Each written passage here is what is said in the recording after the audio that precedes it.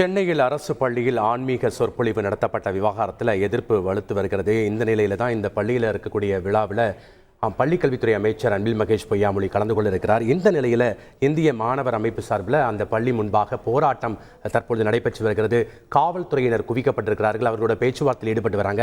இந்த நிலையில் அசோக் நகர் பள்ளியில் நடந்தது என்ன என்பது குறித்து தலைமை ஆசிரியர் தமிழரசியும் தற்போது விளக்கம் அளித்திருக்கிறார். தந்தி டிவிக்கு ஒரு பிரத்யேக பேட்டியும் அளித்திருக்கிறார். இந்த நிலையில் இந்த போராட்டத்தில் ஈடுபட்டக்கூடிய இந்திய மாணவர் சங்கத்தினுடைய நிர்வாகிகள் தந்தி தொலைக்காட்சிக்கு என்ன தெரிவித்த கருத்துக்களை தற்போது பார்க்கலாம். ஆசிரியர்களை அசிங்கப்படுத்துவதுமா, மாற்றுத்திறனாளிகளை கொச்சப்படுத்துவதுமா இந்த மகாவிஷ்ணு செயல்பட்டு இருக்கிறாரு. இந்த மகாவிஷ்ணுவை அழைச்சி ஒரு ஆன்மீக கருத்துக்களை, இன்னைக்கு அறிவியலுக்கு ஒவ்வாத கருத்துக்களை இன்னைக்கு இந்த பள்ளிகளில் இன்னைக்கு புகுத்துற அளவுக்கு இந்த நிகழ்ச்சி நடக்குதுன்னா இது தமிழக அரசுக்கோ இல்லை பள்ளி கல்வித்துறை அமைச்சருக்கோ தெரியாமலாம் நடக்கல. ஏன்னா பள்ளி கல்வித்துறை அமைச்சரை அந்த மகாவிஷ்ணு சந்திச்சுட்டு தான் வந்திருக்கிறாரு.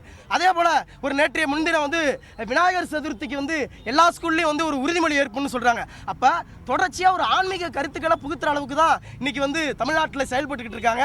ஒரு சமூக நீதி பேசுறாங்க, மதச்சார்பின்மையை நாங்கள் பாதுகாப்புன்னு சொல்றாங்க. ஆனா அவங்க பேசுற மதச்சார்பின்மை இதுதானா?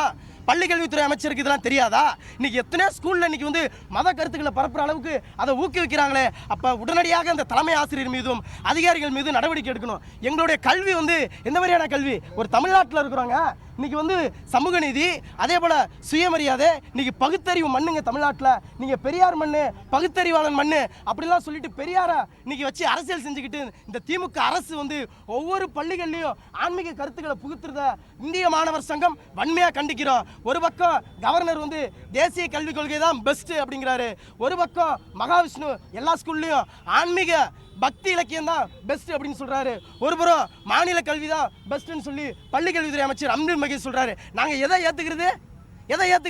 ஒவ்வொரு தமிழ்நாட்டில் ஒவ்வொரு மாணவர்களுக்கும் ஒரு சமத்துவமான மதச்சார்பின்மையை பாதுகாக்கிற அளவுக்கான கல்வி என்பது இருக்கணும். ஒரு அறிவியலுக்கான ஒரு கல்வியா இருக்கணும். ஒரு சமமான கல்வியை தான் நாங்கள் கேட்கிறோம். ஆனா நீங்க அறிவியலுக்கு புறமான அந்த ஒரு கல்வியை இன்னைக்கு ஒரு ஆன்மீகத்தை புகுத்துவது உடனடியாக தடுத்து நிறுத்தப்படணும். உடனடியாக அந்த தலைமை ஆசிரியர் அதிகாரிகள் மீது நடவடிக்கை எடுக்கும் வரை இந்த பள்ளிகளில் தொடர்ச்சியாக முற்றுகையிட்டு போராட்டத்தை நடத்துறோம். உடனடியாக அன்பில் மகேஷ் பொய்யாமொழி இதற்கான முழு விவரத்தை சொல்லணும். ஏன்னா மகாவிஷ்ணுவிட்ட அவர் நேரில் சந்திச்சு பேசியிருக்கிறாரு. பேசி ஒரு 2-3 நாள்ல இன்னைக்கு ஸ்கூல்ல வச்சுக்கிட்டு இந்த நிகழ்ச்சி ஆன்மீக கருத்துக்களை பரப்புற அளவுக்கு நிகழ்ச்சி நடத்துறாரு.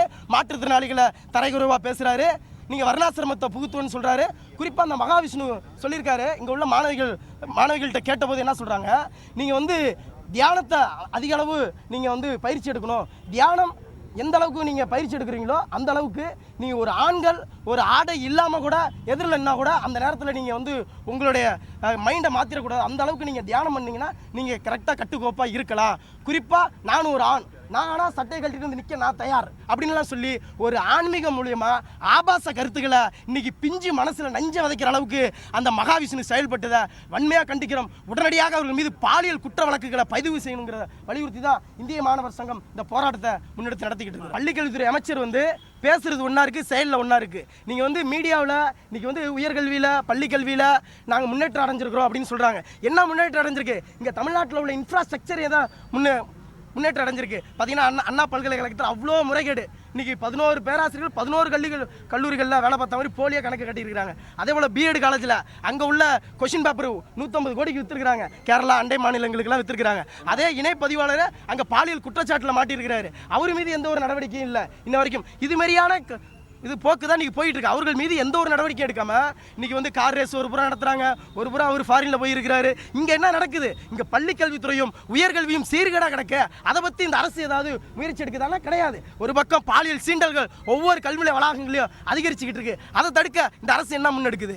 அதே போல பள்ளி கல்வித்துறை அமைச்சர் உடனடியாக இது மீது விளக்கம் அளிக்கணும். இல்லைன்னா அவர்கள் ஒரு பள்ளி கல்வித்துறைக்கும் இந்த திராவிட அரசியல் சமூக நீதி அரசியல் பேசுறதுக்கு தகுதி இல்லைன்னு தான் இந்திய மாணவர் சங்கம் நாங்கள் பேசுறோம். செய்திகளை உடனுக்குடன் தெரிந்து கொள்ள உடனே சப்ஸ்கிரைப் பண்ணுங்க.